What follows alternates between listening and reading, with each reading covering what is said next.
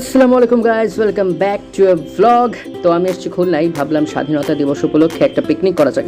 তো যেই ভাবা সেই কাজ, সব প্ল্যানিং মিটিং শেষ করে আমি ও আমার খালাতো ভাই মেহেদি ভাইয়ের সাথে বাজারের উদ্দেশ্যে রওনা দিই। মাত্র 10 মিনিটের মধ্যেই পৌঁছে গেলাম মিস্ত্রিপাড়া বাজারে। বাজারটা ভালোই বড় ছিল। প্রথমেই গেলাম মিতালি এন্টারপ্রাইজে এবং 5টা মুরগি কিনে সব কিছু রেডি করে রাখতে বললাম। ততক্ষণে আমরা চুই ঝাল, শসা, টমেটো, রসুন, ডাল ইত্যাদি সরঞ্জাম কিনে ফেললাম। টু বি অনেস্ট, খুলনার এই বাজারটা যশোরের বড় বাজার থেকে অনেকটাই পরিষ্কার ছিল। ওকে, সো আমাদের মুরগি রেডি, এখন বাসায় যাওয়ার পালা। 5টা মুরগি টোটাল 1000 টাকা পড়লো। আর আমাদের পিকনিকে খাবারের মেনু খিচুড়ি ও ঝাল বোস। ভাই বলে দাও।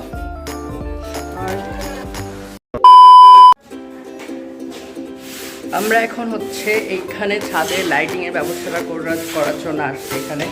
এখান থেকে আমরা লাইনটা নিয়ে যাবো। আর এখানে কাজ হচ্ছে বাসার।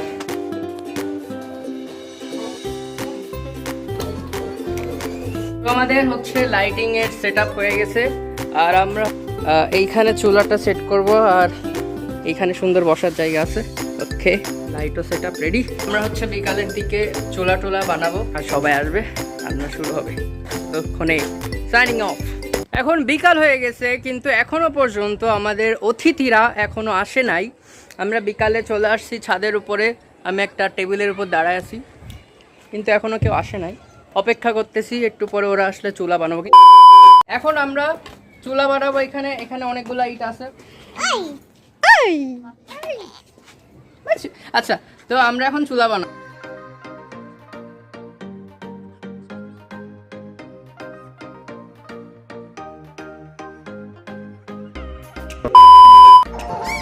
আমাদের লাইটিং এর ব্যবস্থা হয়ে গেছে। আমাদের বাকি অতিথিরাও সব চলে আসছে, বসে আছে। এখনো অনেকেরই আসা বাকি, সবাই থালাবাটি নিয়ে সবকিছু নিয়ে আসবে। পিকনিক চলাকালীন আবার কিছু ভয়ঙ্কর দৃশ্য ক্যামেরাবন্দি করা হয়। তারপর ছাদে যাবতীয় মশলাপাতি ও মুরগির পিস আনা হয়। সবাই মজা করতে থাকে এবং শুরু হয় চুলায় আগুন ধরানো। আমরা পেট্রোলের সাহায্য নিই আগুন ধরানোর জন্য এবং কিছুক্ষণ পর আমরা কাঙ্ক্ষিত অগ্নিশিখা দেখতে পাই। তারপর শান্তভাবে রান্না শুরু করে। একে একে অন ক্যামেরায় অনেকেই শেফ সেজেছিল, আমিও একটু সেজেছিলাম তার মধ্যে। বাট মূল রান্নাটা মূলত শান্তভাবেই করেছিল। বাহ, কালার চলে আসছে। কালার। মুরগি রান্না আমাদের প্রায় শেষের পথে। এখন এখানে খিচুড়ি চড়ানো হবে। মেহেদি ভাই আমাদের আরেকজন বিশিষ্ট রাঁধুনি। তেল ঢালা থেকে শুরু করে ডিম ভাজি পর্যন্ত অনেক ভালো রান্না। ঢালো তেল। হ্যাঁ, ওই এত সুন্দর তেল আমি কোনোদিন ঢালতে দেখিনি। সময় কাটানোর জন্য আমরা চোর ডাকাত পুলিশও খেলি।